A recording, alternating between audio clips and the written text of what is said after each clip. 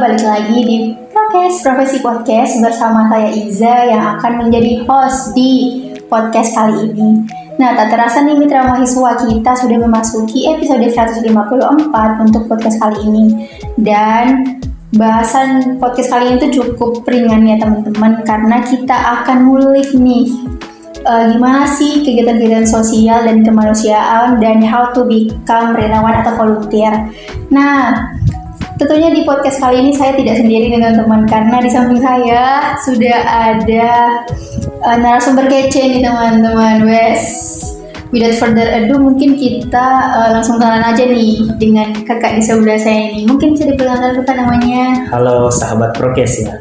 Mitra mahasiswa kak. Oh mitra mahasiswa ya. Halo, perkenalkan saya Agung Cesar sebagai presiden dari Komunitas Aksi Indonesia Muda. Nanti Kak Cesar ini nih teman-teman. Oh, panggilannya Kak Cesar ya Kak? Kak Agung. Kak Agung, oke. Kak Agung ini adalah mahasiswa. Selain aktif di bidang akademik, Kak Agung juga aktif di bidang pengabdian masyarakat nih teman-teman. Nah, pas banget dengan bahasan dari podcast kita kali ini. Nah, langsung saja nih Kak. Mungkin akhir-akhir ini selain jadi mahasiswa, Kak Agung aktif sebagai apa? Oke, untuk selama mahasiswa ini ya. Selama mahasiswa. Selain melakukan tanggung jawab sebagai mahasiswa, ikut berkuliah pastinya, juga aktif di berbagai kegiatan. Yang paling utama itu di kegiatan-kegiatan sosial dan volunteer. Seperti itu. Di kegiatan sosial dan volunteer, mungkin bisa disebutin Kak kegiatan-kegiatan sosial atau pengabdian masyarakat itu Kak gimana yang udah diikutin sama Kak Cesar? Kalau kegiatan tentang volunteernya itu ada beberapa bidang yang saya masuki. Pertama itu di bidang pendidikan. Ada juga pernah di bagian ekonomi, juga pernah terlibat di bagian kesehatan. Untuk itu lebih seringnya di arah kegiatan-kegiatan di bidang itu. Jadi itu dilakukan relawan, artinya volunteer. Iya, kan relawan itu ada beberapa macam kegiatan-kegiatannya. Untuk sifatnya di bagian pendidikan, kesehatan, bagian ekonomi, ataupun bahkan kebencanaan pun ada. Kayaknya kegiatan-kegiatan pengabdian masyarakat yang udah diikutin sama Kak Agung ini udah nggak bisa dihitung jari nih teman-teman, karena dan rata-rata aktivitas yang di luar itu adalah pengabdian masyarakat. Nah, mungkin Kak Agung bisa jelasin dikit nggak kalau kegiatan sosial itu seperti apa? Mungkin banyak nih mitra mahasiswa yang masih bingung soal kegiatan sosial. Untuk kegiatan sosial sih sebenarnya ada banyak ragamnya, tergantung dari minat kita sebagai individu tentunya. Dan tentunya juga tergantung dari apa tujuan kita sebenarnya. Mungkin di awal-awal banyak mahasiswa yang cuma sekedar ingin ikut euforianya, apalagi kan saat ini banyak fenomena dilihat dari Instagramnya saja yang kayak seru sekali. Setelah itu sudah selesai.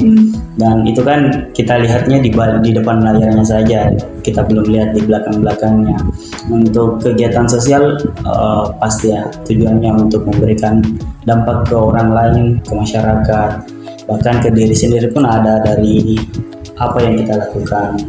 Nah, untuk motif dari beberapa orang yang ikut kegiatan juga yang saya dapatkan cukup beragam. Ada karena panggilan teman, ada karena memang mau coba-coba, ada karena memang ikut-ikutan sama orang lain, dapat informasinya dari teman atau ikut-ikut seperti itu, ataupun bahkan di bagian ingin melakukan pengembangan diri. Seperti itu.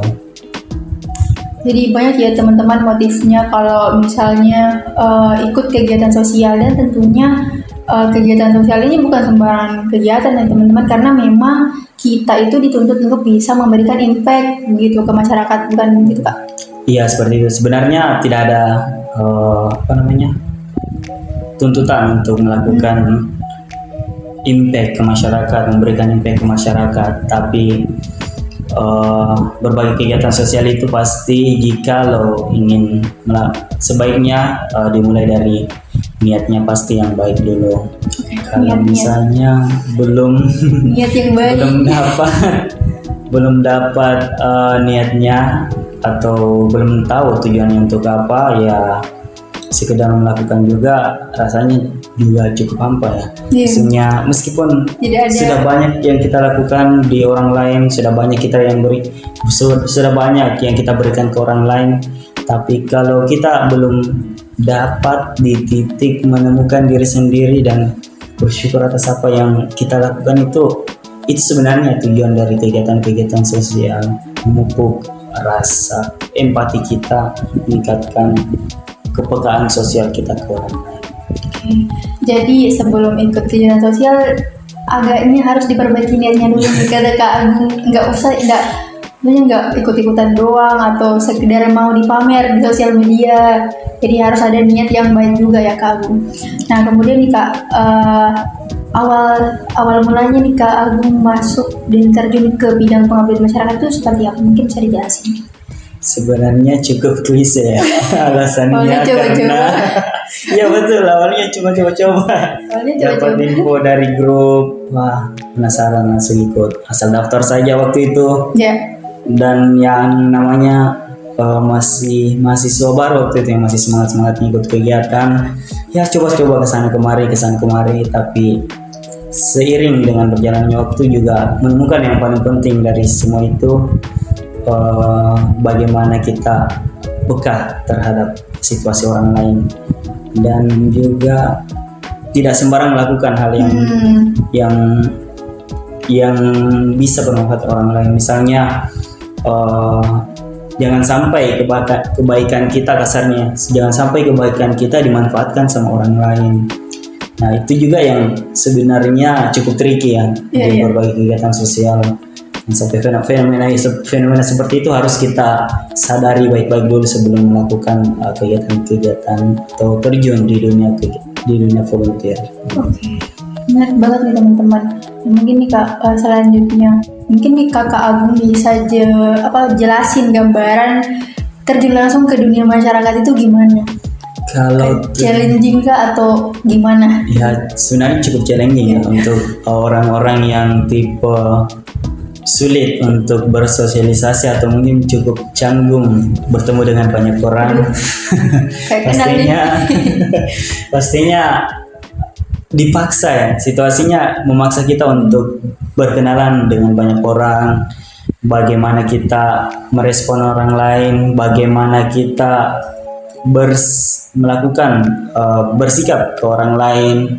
Nah itu semua akan dilatih secara tidak langsung maupun langsung untuk selama proses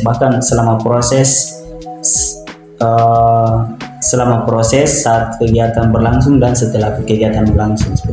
Jadi cukup challenging ya teman-teman kalau kita masuk ke pengabdian masyarakat, dan tentunya mungkin banyak juga nih hal-hal yang tidak terduga yang terjadi di masyarakat sendiri, dan kita dipaksa mungkin ya untuk bisa beradaptasi dengan lingkungan baru. Belum lagi lingkungannya biasanya ada yang cukup ekstrim, misalnya terjun ke, kalau kita istilahnya yang sering daerah-daerah kriminal kan, juga cukup ekstrim untuk itu. Tapi kan karena situasi itu memaksa kita untuk bisa terus adaptasi dan jaga dirinya. Kalau di aksi Indonesia Muda kalau di aksi Indonesia Muda mungkin bisa dijelaskan nih Kak, apa program-program yang sudah dijalankan dan mungkin tantangan-tantangan dalam menjalankan program tersebut. Untuk program-program yang sudah dijalankan sebenarnya cukup banyak, karena komunitas ini sebenarnya sudah terbentuk sejak tahun 2012. Dan saya pun bergabungnya di tahun 2020 awal, sekitaran 2020 awal, dan program yang saya terlibat di dalam itu cukup banyak, baik itu dalam bidang, lebih banyaknya di bidang pendidikan dan kebudayaan masyarakat, karena kan fokus kegiatan ini di bagian dua aspek bidang tersebut. Nah, untuk kegiatan yang selama kan kebetulan dipercayakan sebagai ketua selama masa periode jabatan saya itu ada beberapa yang saya ciptakan programnya bersama teman-teman. Pertama itu ada kami punya rumah baca yang awalnya rumah baca sekedar rumah baca konvensional, sebidang ruangan kayak gitu. Di dalamnya ada buku-buku, rak-rak buku dan mengaktifkan kegiatan pembelajaran kepada anak-anak dan melakukan transformasi ke arah digital. Jadi ada program kami yang di rumah baca itu menampung anak-anak yang punya tingkat ekonomi yang ke bawah untuk bisa belajar juga mengakses pendidikan, walaupun ada juga pendidikan secara formalnya, tapi kan butuh, kalau misalnya butuh akses informasi lain, kita menyediakan rumah bacanya ada di sana, di dekat-dekat sini sebenarnya di Jalan Danko. Jalan Danko Lorong 31 Kompleks Swasta juga. Nah, di sana ada rumah baca berbasis digital, jadi ada komputer-komputer yang anak-anaknya bisa mengakses informasi pembelajaran di sana. Itu yang program pertama yang dijalankan. Program keduanya itu ada sedekah Jumat yang sering kita lakukan selama 1 tahun lebih sudah berjalan setiap pekannya setiap Jumat. Dan ini sekotak nasi yang kami berikan kerjasama dengan perusahaan, dan setiap Jumat kami rutin memberikan ke orang-orang yang membutuhkan, bukan ke sembarang orang tapi ke orang-orang yang kusta, disabilitas kusta atau disabilitas fisik. Nah, pernah lihat orang-orang yang di pinggir jalan itu yang puntung kakinya, puntung kakinya, puntung tangannya, daripada dia minta-minta di jalan, mending kita langsung pergi ke mana. Itu yang program kedua. Program ketiga yang sementara berjalan juga itu ada kami punya kegiatan pemberdayaan masyarakat yang terkhusus kepada petani lokal yang ada di pelosok desa ujung-ujungnya yang tidak ada jaringan. Nah, di situ saya bersama teman-teman saya membangun dan merancang program yang kurang lebih sudah hampir setahun berjalan, dan khusus memberikan edukasi ke masyarakatnya terkait dengan sistem pengelolaan pertanian yang bisa berefek ke ekonomi masyarakatnya. Jadi kita ingin melakukan pemberdayaan supaya dia bisa mandiri, dia yang kelola, dia yang memasarkan, dan dia juga dapat keuntungan. Targetnya itu sekitaran 1-2 tahun untuk pelaksanaannya, tapi kalau misalnya sementara pengembangan program sampai ke arah desa wisata, jadi jangkauan programnya itu sampai 3-5 tahun, tapi masih dalam tahapan perencanaan. Semoga bisa dilaksanakan karena kan sumber daya kami juga cukup terbatas. Di dalamnya itu kami berdayakan petani mulai dari hulu ke hilir. Jadi misalnya dari proses ditanam sampai jadi ke produknya dan bisa diseluruhkan dengan kayak gitu. Wah, impresif banget teman-teman. Saya saja kayak merasa gimana ya, untuk membangun sebuah program itu pasti dari ide gagasannya itu mungkin cukup sulit ya kalau menurut saya, atau gimana Kak? Kalau proses pembuatan ide gagasannya untuk dijadikan program. Untuk proses pembuatannya sebenarnya banyak ya yang kami lakukan. Yang paling pendekatan yang sering kami lakukan itu berbasis, ada istilahnya access based community. Jadi berdasarkan masalah yang ada dan kebutuhan apa yang terjadi di lapangan. Karena setiap orang itu punya kebutuhan dan masalahnya masing-masing. Meskipun keragaman dari penduduknya itu sama, tapi bisa jadi di daerah, misalnya di daerah A dan di daerah B itu punya kebutuhan yang berbeda, punya masalah yang berbeda. Dari situ, pendekatan itu kami lakukan asesmen terus dalam-dalam, asesmen bukan cuma 2-3 kali, bahkan ada sampai 4-5 kali. Setelah itu merancang baik-baik programnya, kira-kira apa ya yang bisa berdampak. Programnya ini kecil, sederhana, tapi bisa berdampak ke masyarakat. Dari proses asesmen itu kita petakan yang mana misalnya dia kebutuhannya, yang mana dia masalahnya, yang mana dia potensinya. Dan setelah itu kami punya tools-tools pendekatan lain, misalnya Sustainable Livelihood Assessment. Metode asesmennya itu kita pecahkan dari beberapa bidang. Nah, dilihat semua potensi-potensinya berdasarkan analisis-analisis, bukan analisis sebenarnya yang dilakukan tidak sesederhana analisis SWOT, tapi lebih dalam lagi kita analisis baik-baik supaya perencanaannya juga bisa lebih matang, membangun timeline programnya sampai ke resiko-resikonya. Jadi ada mulai dari tahapan perencanaan hingga ke manajemen risikonya dan apa yang akan terjadi kalau misalnya program kita tidak berhasil. Seperti itu.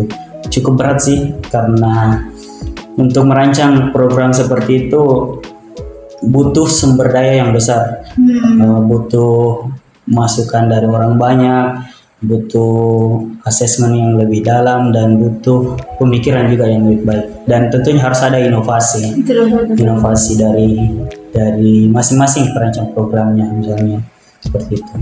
Oke, wah teman-teman. Oke, selanjutnya nih Kak, kan di masyarakat itu yang awalnya tidak tahu, terus komunitasnya Kakak datang untuk memberikan pemahaman, itu pasti dipupuk kemandiriannya masyarakat kan Kak. Nah, untuk membuat masyarakat itu menjadi mandiri sendiri, itu seperti apa Kak? Mungkin bisa dijelaskan juga. Untuk membuatnya mandiri tergantung di mana wilayah kita. Tapi metode yang sering kita langsung ya, maksudnya berdasarkan pengalaman pribadi, karena kan setiap orang punya metodenya masing-masing. Tapi metode yang sering kami gunakan itu lebih ke arah mendekati atau melakukan pendekatan kepada stakeholdernya atau pemangku kepentingan yang ada di sana. Misalnya kami taruh itu pemangku kepentingan di bidang pemerintah itu siapa, kami dekati komunikasi untuk bisa melakukan itu. Pemangku kepentingan di masyarakat, misalnya tokoh-tokoh masyarakat, pemangku kepentingan yang lainnya juga. Ada istilahnya itu dengan pendekatan pentahelix. Ada A, B, C, D, G, M. Maksudnya ada A-nya itu akademik, maksudnya pendekatan dari segi siapa yang bisa bantu kita secara akademik, maksudnya secara profesional untuk mengukur kegiatan-kegiatan yang mau dirancang. Terus B-nya itu di bidang bisnis atau pemerintah, atau bukan pemerintah, maksud saya perusahaan-perusahaan yang bisa mendukung program kami. C-nya itu community yang ada di masyarakatnya sebagai penerima manfaat atau orang yang ditargetkan subjeknya misalnya. G-nya itu government, pemerintah yang melakukan kerjasama, dan M-nya yang paling penting media massa. Media massa itu percuma misalnya kita punya program bagus sekali, tapi kalau tidak terpublikasi dengan baik tidak akan ditahu sama orang lain. Jadi itu pendekatan yang sering kita lakukan dalam mengimplementasikan programnya, tapi ya tentu saja tidak sesempurna yang kami bayangkan. Pasti ada banyak tantangan dan tantangan selama proses implementasinya. Jadi banyak banget nih teman-teman yang stakeholder yang sebenarnya berperan dalam pengembangan program itu sendiri. Nah, belum lagi program ini kan juga maksudnya jangka panjang ya Kak? Ya, karena selama proses saya diamanahkan jadi ketua di organisasi, saya memang secara sengaja merancang programnya itu berkelanjutan. Jadi semuanya tidak sekedar formalitas saja. Jadi ada bentuk tindak lanjut.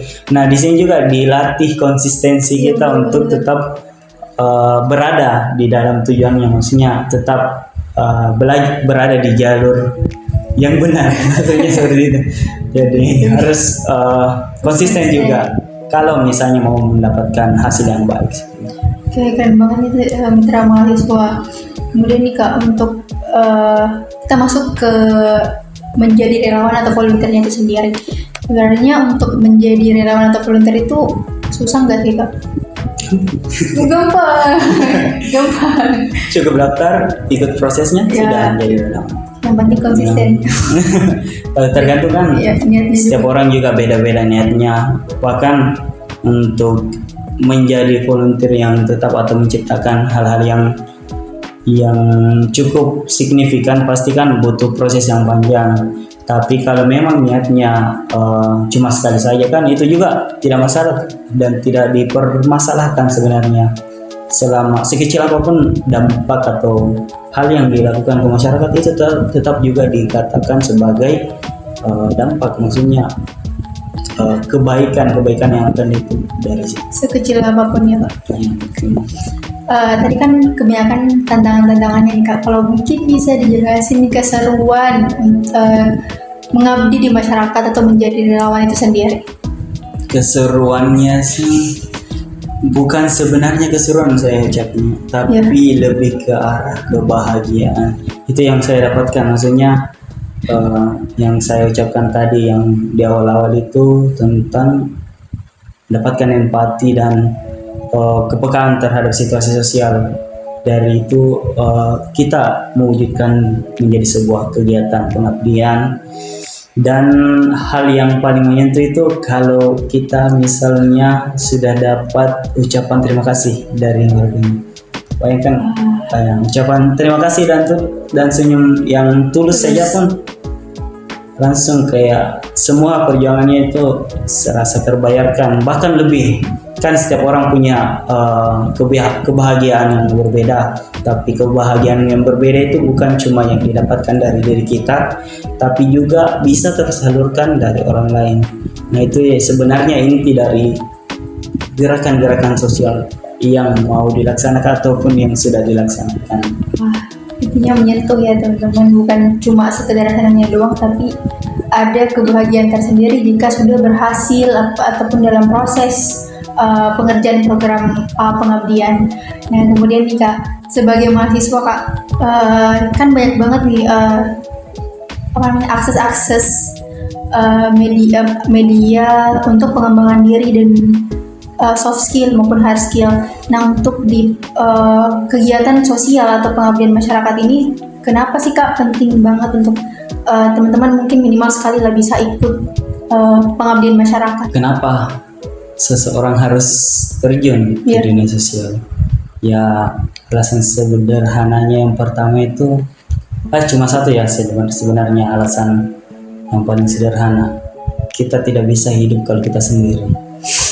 Sudah, itu saja. Kaum introvert tidak. Bayangkan kita punya harta, punya semua yang kita miliki, tapi cuma kita seorang diri di dunia. Apa yang mau kita lakukan? Ya tidak ada kan, semuanya pasti saling membutuhkan satu sama lain. Dan kalau misalnya hidup kita tidak memberikan manfaat ke orang lain, setidaknya jangan merugikan dulu ke orang lain. Jadi cukup cukup dalam sih sebenarnya. Jadi sebaiknya, meskipun setiap orang punya alasan yang berbeda untuk ikut, tapi kan yang paling penting itu bagaimana kita menyikapi atau melihat situasi yang ada di sekitar kita.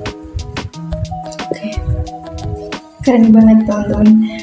Kemudian nih Kak, untuk mungkin pesan Kakak terakhir nih mungkin untuk mahasiswa yang mungkin akan terjun ke dunia pengabdian masyarakat.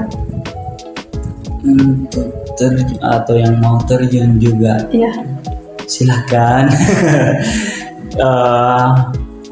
Apapun yang dilakukan pasti akan berdampak ke masa depan kita. Biarpun dimanapun kayaknya, kalau misalnya kita cuma kejar sesuatu yang materi, maka hal-hal yang lain dalam aspek misalnya perasaan kita akan menyentuh ambang batasnya.